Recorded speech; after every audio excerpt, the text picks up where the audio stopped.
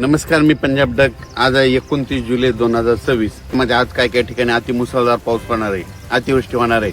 सगळ्यात महत्वाचा मुसळधार कुठं पाऊस पडणार आहे म्हणून हांदा त्या शेतकऱ्याने लक्ष द्यायचा. नमस्कार शेतकरी बांधवांनो, तुम्ही पाहत आहात बोलगड्या मराठी युट्यूब चॅनेल.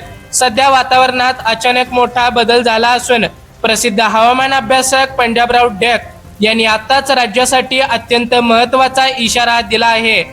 आज आणि आजपासून पुढील 2 दिवस महाराष्ट्रातील अनेक जिल्ह्यांमध्ये मुसळधार ते अतिमुसळधार पावसाचे तांडव पाहायला मिळणार आहे. मध्य प्रदेश आणि महाराष्ट्राच्या सीमेवर तयार झालेल्या कमी दाबाच्या पट्ट्यामुळे अनेक ठिकाणी ढगफुटी दृश्य परिस्थिती आता निर्माण होणार आहे. चला तर मग जाणून घेऊया कोणत्या जिल्ह्यांना प्रसिद्ध हवामान अभ्यासक पंजाबराव डक यांनी पहिल्या क्रमांकावर ठेवले आहे आणि इतर जिल्ह्याची सविस्तर परिस्थिती काय असेल. शेतकरी मित्रांनो, आता यामध्ये पहिल्या क्रमांकाचा जिल्हा येतो चंद्रपूर जिल्हा. प्रसिद्ध हवामान अभ्यासक पंजाबराव डक यांच्या अंदाजानुसार आज अतिवृष्टीच्या धोक्यांमध्ये चंद्रपूर जिल्हा पहिल्या क्रमांकावर आहे. चंद्रपूर जिल्ह्यात आज आणि आजपासून पुढील 2 दिवस ढगफुटीसारखा अतिमुसळधार पाऊस कोसळण्याची दाट शक्यता आता या ठिकाणी वर्तवण्यात आली आहे. जिल्ह्यातील अनेक तालुक्यांमध्ये मुसळधार पावसामुळे शेतात पाणी साचणार असून पिकांचे नुकसान टाळण्यासाठी शेतकऱ्यांनी वेळीच उपाययोजना कराव्यात. नदी आणि नाल्यांच्या पाणी पातळीत अचानक मोठी वाढ होणार असल्याने नदीकाठच्या नागरिकांनी सावध राहावे असा इशारा प्रसिद्ध हवामान अभ्यासक पंजाबराव डक यांनी आता नुकताच दिलेला आहे. चंद्रपूरच्या इतिहासामध्ये या पावसाने पूर परिस्थिती निर्माण होऊ शकते, त्यामुळे सर्वांनी स्वतःची आणि जनावरांची काळजी घ्यावी. शेतकरी मित्रांनो, आता दुसऱ्या क्रमांकाचा जिल्हा येतो नागपूर जिल्हा. नागपूर जिल्ह्यामध्ये काल झालेला पाऊस हा केवळ एक ट्रेलर होता. खरा पाऊस आज आणि पुढील 2 दिवसात पडणार आहे. नागपूर शहरासह रामटेक, उमरेड आणि इतर ग्रामीण भागात अतिमुसळधार पावसाचा इशारा डक साहेबांनी वर्तवला आहे. कमी दाबाच्या पट्ट्याचा थेट प्रभाव नागपूरवर पडत असल्यामुळे सकल भागात पाणी साचून जनजीवन विस्कळीत होऊ शकते. नागरिकांनी विनाकारण घराबाहेर पडणे टाळावे, कारण विजांच्या कडकडाटासह येथे मुसळधार पाऊस होईल. नागपूरच्या आजूबाजूच्या जलप्रकल्पांमध्ये मोठी आवक होण्याची शक्यता असून प्रशासनाला आता सतर्क राहण्यास सांगण्यात आले आहे. शेतकरी मित्रांनो, आता तिसऱ्या क्रमांकाचा जिल्हा येतो यवतमाळ जिल्हा. यवतमाळ जिल्ह्यासाठी पुढील 2 दिवस अत्यंत महत्त्वाचे असून येथे मुसळधार ते अतिमुसळधार पावसाचा इशारा आता देण्यात आला आहे. विशेषतः पुसद, दारव्हा आणि उमरेड या पट्ट्यामध्ये पावसाचा जोर सर्वाधिक राहणार असल्याचे प्रसिद्ध हवामान अभ्यासक पंजाबराव डक सरांनी आता स्पष्ट केले आहे. या भागातील शेतातून अक्षरशः पाणी वाहून निघेल आणि ओढे नाले ओसंडून वाहू लागतील अशी चिन्हे आहेत. शेतकऱ्यांनी विजा कडकडताना आता झाडांचा किंवा पत्र्याच्या शेडचा आश्रय घेऊ नये, कारण हा पाऊस वादळी असेल. यवतमाळ जिल्ह्यातील धरणांच्या पाणी पातळीत झपाट्याने वाढ होणार असल्याने पाणी सोडण्याची शक्यता नाकारता येत नाही. शेतकरी मित्रांनो, आता 4थ्या क्रमांकाचा जिल्हा येतो वाशिम जिल्हा. वाशिम जिल्ह्यामध्ये आज आणि आजपासून पुढील 2 दिवस ढगफुटी दृश्य आणि अतिवृष्टी होण्याची शक्यता प्रसिद्ध हवामान अभ्यासक पंजाबराव डक यांनी वर्तवली आहे. जिल्ह्यातील बहुतांश भागांमध्ये ढगांच्या गडगडाटासह धो-धो पाऊस कोसळणार असल्याने शेतकऱ्यांची चिंता वाढू शकते. ज्या भागातील पिके लहान आहेत तिथे पाणी न साचू देण्याची काळजी शेतकऱ्यांनी आपल्या पातळीवर घेतली पाहिजे. वाशिम मधील स्थानिक नद्यांना पूर येण्याची शक्यता असल्याने पुलावरून पाणी वाहत असताना रस्ते ओलांडण्याचे धाडस आता ग्रामीण भागातील लोकांनी करू नये असा इशारा हवामान खात्याने देखील आता दिला आहे. हा कमी दाबाचा पट्टा वाशिमच्या थेट वरून जात असल्यामुळे पुढील 2 दिवस अत्यंत सतर्क राहणे गरजेचे आहे. शेतकरी मित्रांनो, आता 5व्या क्रमांकाचा जिल्हा येतो हिंगोली जिल्हा. हिंगोली जिल्ह्यामध्ये गेल्या काही दिवसांपासून पावसाची प्रतीक्षा होती, पण आता थेट मुसळधार पाऊस धडकणार आहे. हिंगोली आणि परिसरातील तालुक्यांमध्ये आजपासून पुढील 2 दिवस मुसळधार ते अतिमुसळधार पावसाची शक्यता आता प्रसिद्ध हवामान अभ्यासक पंजाबराव डक यांनी वर्तवली आहे. या पावसामुळे जिल्ह्यातील अनेक नद्यांना नवीन पाणी येईल आणि कोरडे पडलेले पाझर तलाव भरण्यास मदत होईल. मात्र काही भागात पावसाचा जोर इतका प्रचंड असेल की शेतजमीन खरडून जाण्याचा धोका आता या ठिकाणी निर्माण होऊ शकतो. हिंगोलीकरांनो, या काळात विजांचा कडकडाट सुरू असताना इलेक्ट्रॉनिक वस्तूंचा वापर करणे टाळावे, जेणेकरून आपला जीव सुरक्षित राहील. शेतकरी मित्रांनो, आता 6व्या क्रमांकाचा जिल्हा येतो परभणी जिल्हा. परभणी जिल्ह्यामध्ये देखील आज आणि आजपासून पुढील 2 दिवस पावसाचा जोर पाहायला मिळणार आहे.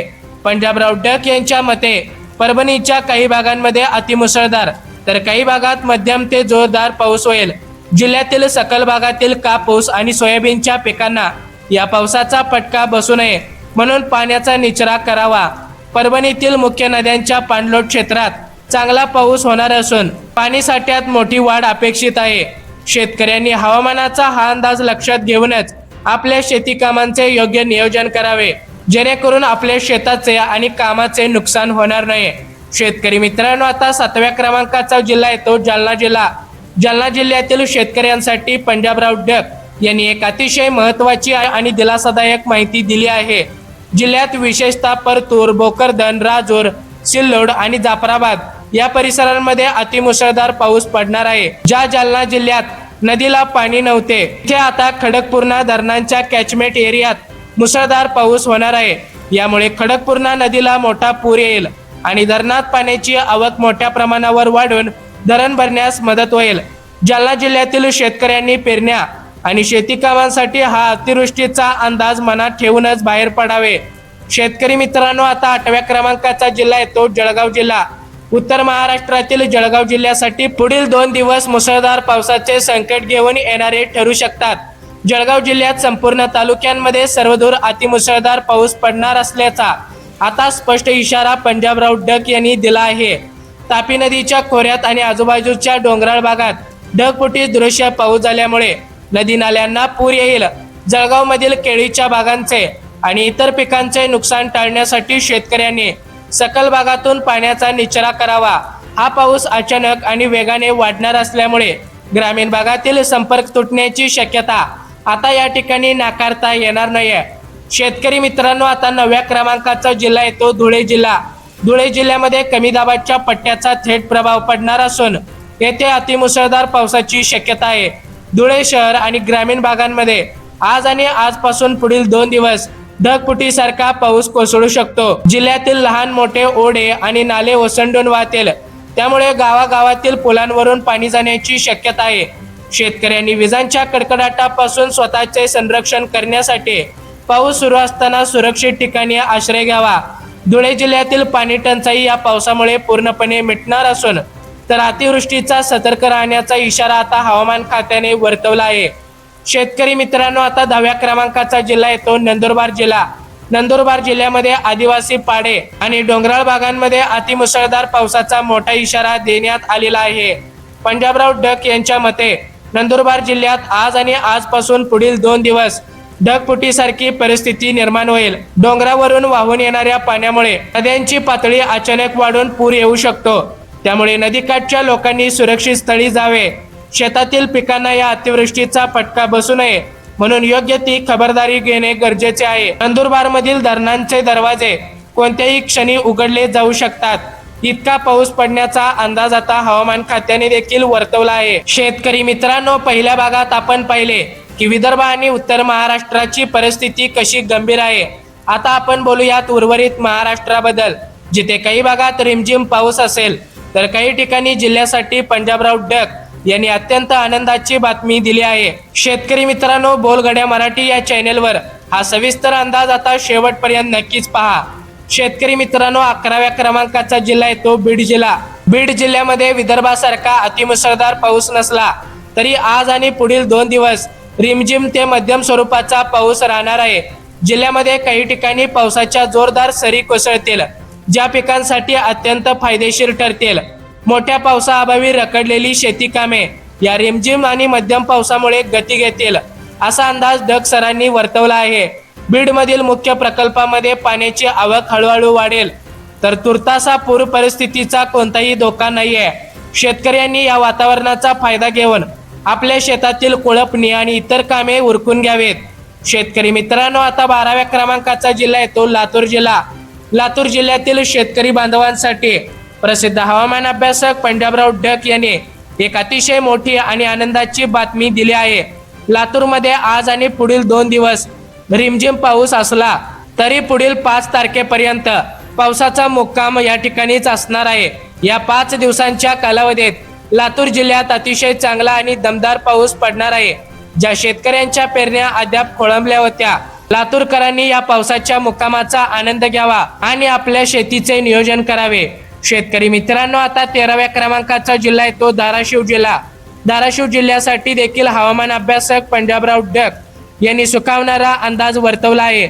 जिल्ह्यात सध्या रिमझिम पाऊस सुरू राहणार असला तरी पुढील 5 तारखेपर्यंत पावसाची संततधार आणि जोरदार हजेरी पाहायला मिळणार आहे। 5 दिवसांच्या मुक्कामात धाराशिव जिल्ह्यातील पाण्याचे दुर्भिक्ष आता या ठिकाणी दूर होऊन विहिरींची पातळी वाढण्यास मदत होणार आहे।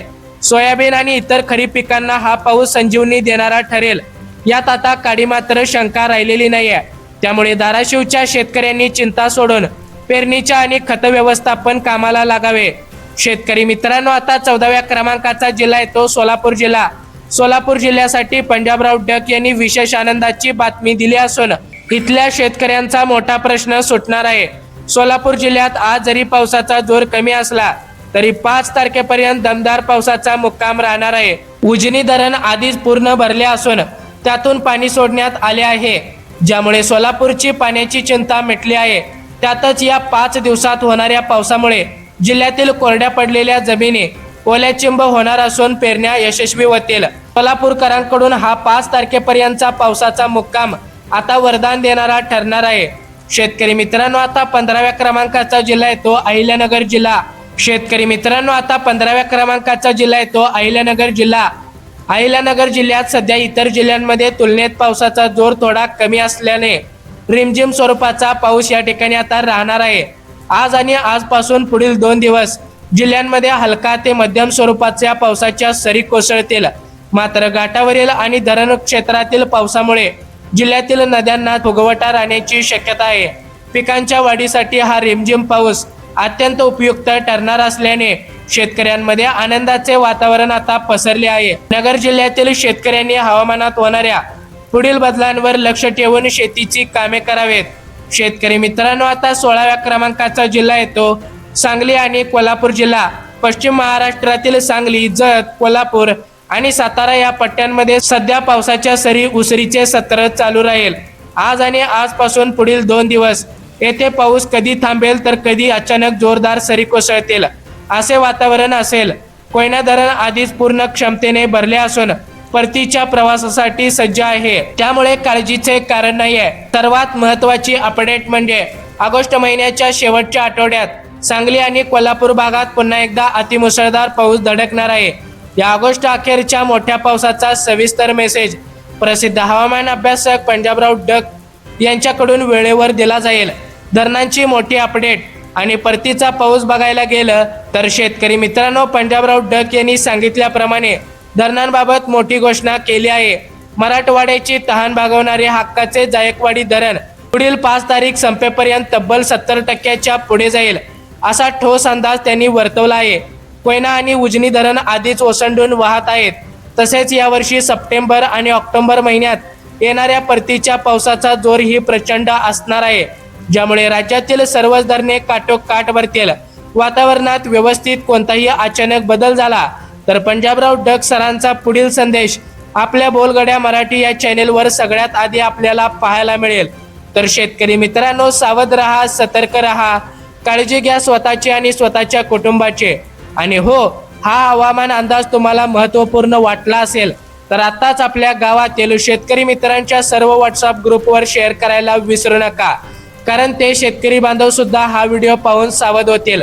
भेटूया पुन्हा एकदा अशाच माहितीपूर्ण व्हिडिओ सोबत। तोपर्यंत जय हिंद, जय महाराष्ट्र।